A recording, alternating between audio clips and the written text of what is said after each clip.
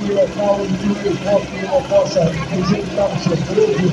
E nós temos então a possibilidade de fazer essa técnica agressiva.